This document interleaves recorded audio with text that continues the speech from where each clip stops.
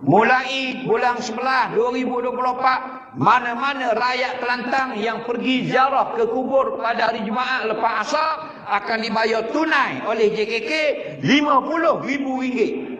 Ramah dah kaki. Batu ni satu kena jirit.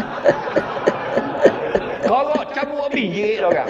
Ya, kalau berhubungan dengan PT ya. Pergi lagi kubur. Kerana apa? Kerana muka kita ni muka PT. Betul tak? Oh, muka uang ya.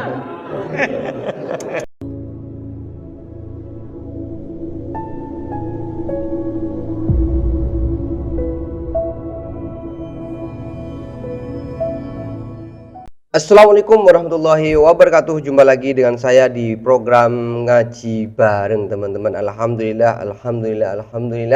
Kita pada kesempatan kali ini dipilih oleh Allah Subhanahu wa taala untuk menjadi orang yang selalu mencari ilmu, selalu menambah pengetahuan, dan menjadi orang yang selalu ingin memberikan nutrisi kepada hati dan otak kita ya teman-teman.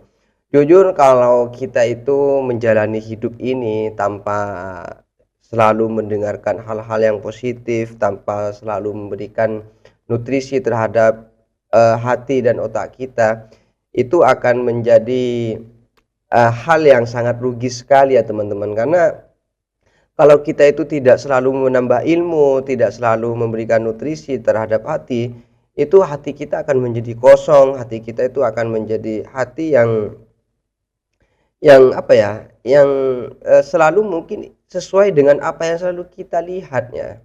Kalau kita selalu melihat yang joget-joget ataupun yang kalau kita selalu melihat hal-hal yang negatif, itu hati kita akan diisi dengan hal yang macam itu, sehingga kelakuan kita itu akan menjadi kelakuan yang kurang bagus lah istilahnya. Makanya kita harus bersyukur karena pada saat ini kita dipilih oleh Allah Subhanahu wa taala untuk selalu memberikan nutrisi terhadap hati kita. Dan di sini kita melanjutkan video dari Ustadz Hadar Idrus, yaitu program tanya jawab ya teman-teman. Dan ini program yang sangat spesial bagi saya, sangat saya sukai karena jujur banyak hal yang saya dapatkan dalam program ini.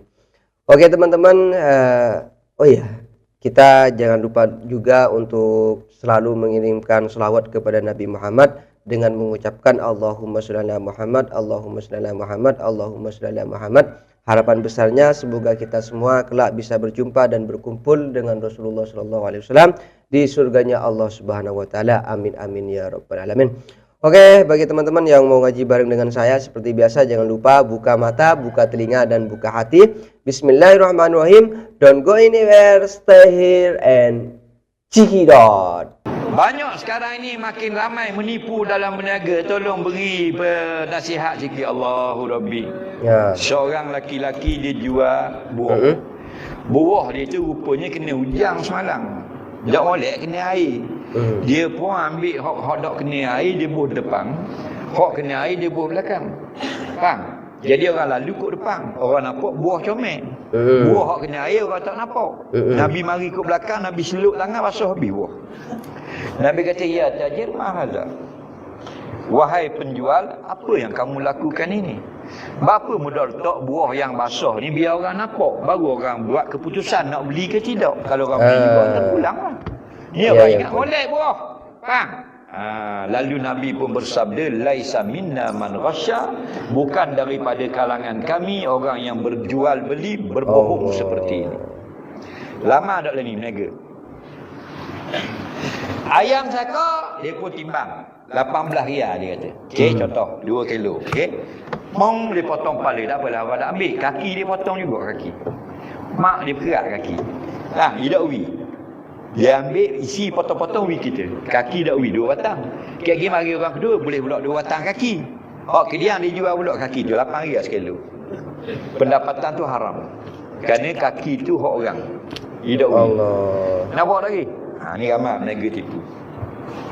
Banyaklah nak sebut dak dan. Sering terjadi ya teman-teman ya. Pomeng motor. Pomeng motor tu apa? Tak tukar pun. Dia kabur tukar. Dia tunjuk hak lama-lama orang lain dalam minyak hitam. Dah siapa nak pergi Lembang dalam tu. Orang pun bayar 400 setengah. Makan haram. Mayang tak terima. Allah. Komen kereta. Risikonya besar ya jadi pendukung yang enggak jujur tu ya. Jadi selendar tak jual 3 liter. 4 liter 100 riyal. Faham lagi? Bubuh 3 liter. Lebih berapa? Lebih ambil ke Pomen. Pitih tuang kereta. Makan haram. Pitih tu wang kan? Ada. Akhirat masuk neraka. Siapa kata? Nabi kata. Harta orang ambil masuk neraka. Kulullah min nabata min suhtin fanaru aulabi. Tiap-tiap kamu yang makan harta haram, layaknya masuk dalam api neraka. Allah. Dia pulang balik. Tuang kereta tadi kan isi minyak lenda 100 riyal kita beli duit lema, lebih seliter ni ambil balik. Itu cara dia. Setengah tu dia bawa latong orang. Lain kali pakai bayar tu pitih orang. Potong baju, puang tubuh kecil sikit. Beli kain 4 meter. Rupanya kain tubuh dia potong 3 meter. Lebih semeter. Tukang jahit ambil. Haram. Itu Islam. Awak jangan ambil orang. Kena kabur. Ni lebih semeter. Tuang kata ambil baru kita ambil. Tak boleh. Hak raja-raja boleh tak weh? Pasal kalau awak benda dah. Faham lagi? Acu-acu. Ini kok. Wih. Jaringan internetnya. Gangguan ya. Ni boleh buat sapu tangan, boleh buat baju budak dan sebagainya. Tidak pulang balik, berdosa. Peseng-peseng macam-macam peseng tadi. Betul tak? Tok Imam basuh mutus sejik. Halal ke haram? Harta wakaf. Tak boleh. Mengurusi masjid, ambil kapet, nikah anak rumah. Haram, kata Imam Nawawi. Tak boleh. Kapet dalam masjid dah lewat tu. Kapet tu apa? Lagi. Nak nikah panggil pengantin masuk dalam masjid, duduk dalam masjid baru boleh. Dah kita tak boleh orang kata haram, kita kata kerah lah apalah ngajar benda gini. Orang tu duk kabur. Kabur itu apakah keluar buang air kecil di tempat wuduk makruh? Hodoh keluar. Kecil dalam air wuduk haram. Ni berledi untuk ambil air wuduk, ia kecil lah berledi, haram. Tak ada kecil luar beledi, makruh. Tempat berwuduk jangan kecil. Kalau kita nak terpaksa juga kecil, bersihkan dulu. Nampak? Banyak kalangan tu adab qadul hajat pergi dengar. Adab kencing. Ada adab berak. Kita tak belajar. Dalam lubang tanah jangan kecil. Nabi pesan dah. Dalam lubang tanah. Kan orang di kecil kat tanah-tanah kan kat rok-rok. Dia kecil, kalau tak nampak, dia kecil, tengok, ada lubang, dia pun pusing masuk dalam lubang. Faham? Daripada IQ nak masuk, dia jadi masuk. Padahal Nabi larang, dadak ngaji nak tahu mana. Tak, dia kecil dalam lubang. Kerana apa yang kecil dalam lubang? Kerana dalam lubang itu tempat tinggal dua. Satu binatang atau jin. Kadang-kadang binatang, kalau binatang yang jahat, ia kekau mualik. Terus sulit tak apa, mampu keras. Kadang-kadang binatang yang baik, karung. Jadi nyanyi kau orang. Binatang itu hayawan mutarang, yang dihormati syarak. Mudah tak betul. Dan kadang-kadang jin. Kalau jin yang Islam, mengkhianat sama saudara. Kalau jin yang kafir, dia bertindak jahat. Dia balas mudah sebagainya. Allah, naudzubillah ya. Harus hati-hati loh. Kahwin tidak dapat zuriat. Bagaimana nak dapat pahala? Adakah sama pahala anak angkat dengan anak sendiri berdoa? Dengar baik-baik, ramai orang salah faham. Siapa nak tanya soalan Islam, 2-3 soalan boleh. Ramai orang salah faham, termasuk kita sini. Dia kata gua ni, kalau kita mati, anak yang berdoa. Orang lain tak boleh. Salah tu. Nabi kata awaladin solihin yad'ulah, atau anak yang soleh berdoa kepada kita. Bukan anak je boleh berdoa. Dalam hadis itu ada sabili taglib, atas jalan goliknya anaklah berdoa. Orang lain biasanya tak berdoa dah kalau kita mati lama. Betul tak? Maksud hadis ini bukan orang lain tak boleh berdoa, semua boleh. Anak saudara boleh, anak akak boleh, anak dua pupu boleh, anak saudara sabit boleh. Semua boleh, kawan jabat boleh, kawan Facebook boleh, kawan TikTok, semua boleh. Asal berdoa. Insya-Allah Allah makbul. Kita tidak ada anak betul, ambil anak akak. Dah sama ke doa? Sama juga. Kalau Allah terima, terima. Nak, betul tak? Kawan kita bukan anak kita, dia berdoa untuk kita, boleh tak? Boleh juga. Nah, cuma pada golik. Goliknya anak je lah pergi kubur kita. Faham? Kalau lepas pada hari mati, kalau hari mati orang kampung ramai lagi atau terpang ramai pula nak kubur kita. Tak lah. Hak hari anak pun dak hari semua seorang dua saja. Faham? Aduk kalau pun dah mari, aduk balik dah balik. Nah. Bukan semua anak kita ada anak dak pakai ada. Orang lain pergi kubur kita, anak dak hari. Mu tengok ni kubur ramai dak orang tak kubur. Tak ada. Nah, tu kita hidup ni dah kita mati lagi. Kau tak ada orang lagi. Tunggu kering kita duduk dalam tu. Al-mayyitu fil qabri kal gharizil mughawis. Mayat yang ada di alam barzakh seperti orang lemah dalam laut. Yang tadiru da'wata ahlilah, menanti-nanti menunggu-nunggu saudara mara yang datang berdoa kepada dia. Allah. Tengok kubur ni, ya. kubur tepak ada orang pergi, kubur terbaru ada orang pergi, kubur Kebarian tak ada orang pergi. Kubur Terengganu tak ada orang pergi ni. Bapa kita nak pergi kubur. Dali biti. Pasal apa? Kita muka biti. Kalau biti, kita pergi dah kubur. Suruh MP Kelantan umum dalam FN Kota Baru. Mulai bulan 11 2024, mana-mana rakyat Kelantan yang pergi ziarah ke kubur pada hari Jumaat lepas asar akan dibayar tunai oleh JKK RM50,000. Ramai dah kaki. Batu ni satu kena jirit. Korok cabut habis jirit orang. Kalau berhubungan dengan PT ya. Pergi lagi kubur. Kenapa? Kerana muka kita ni muka PT. Betul tak? Muka uang ya. Dah Malaysia ya. Lagi tak PT lagi. Ada. Lepas tu duk berasa baik. Baiknya aku. Setan duk cocok. Mu baik kali mu amal-amal nak kapung ni. Lagi. Kalau kubur pok kita lagi jahatnya kita macam beruk kita ni tak tahu ke benda. Beruk dia lagi kubur walaupun dia kawan dengan tuan beruk. Tengok orang tok perai beruk tu. 30 tahun dengan beruk yang sama. Pagi tubik, petang balik. Naik motor yang sama. Betul tak? Bini dia dah naik. Beruk hari-hari. Alu pergi beruk itu apa? Tenda. Tuang bawa beruk. Alu balik beruk bawa tuang duduk tenda. 30 tahun tuang beruk mati. Beruk tu pergi dah kubur. Anak-anak yang tak pergi kubur ayah. Beruk lah tu. Beruk. Dah reti Apa bahasa. beruk? Tapi bukan tepat lah kalau kubur juga. Kalau dia manusia dia gila. Budi ayah dia betul tak? Bela ke dia dari kecil tak? Macam nak mati jari piti. Kau nyelah, kau menogeh. Kau bawa besi, kau pikul batu.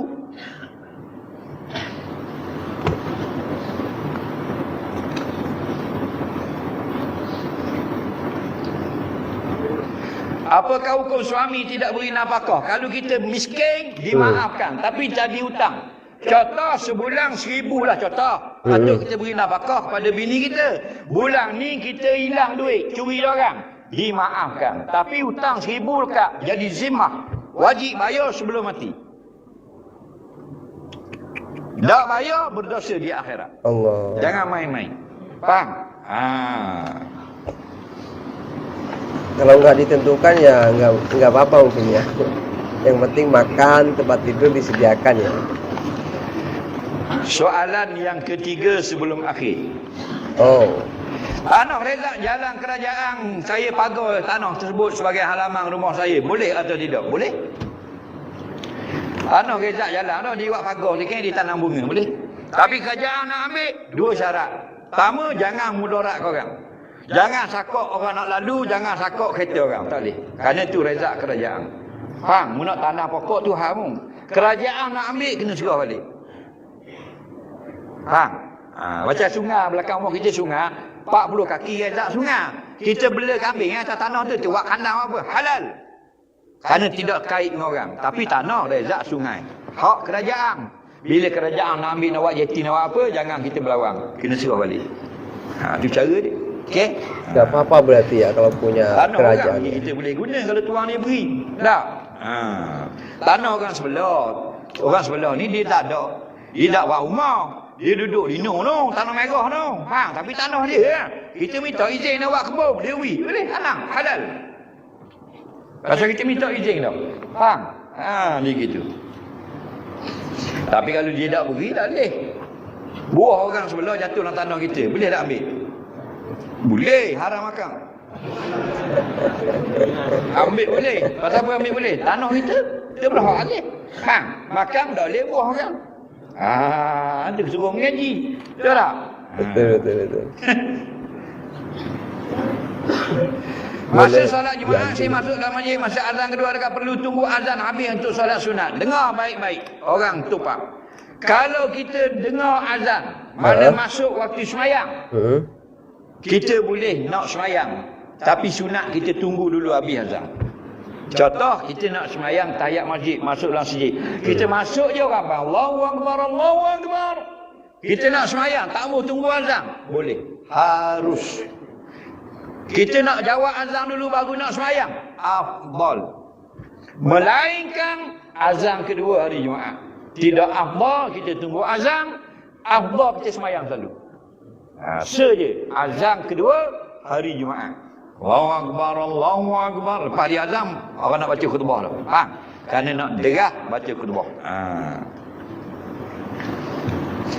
Majlis akikah kami adik-beradik berkongsi bayar cara sama-sama rata. Setiap anak punya korban akikah masing-masing, cuma harga haiwan korban berbeza. Bolehkah kami berkongsi bayaran secara sama rata? Jawabnya boleh, tetapi korban masing-masing.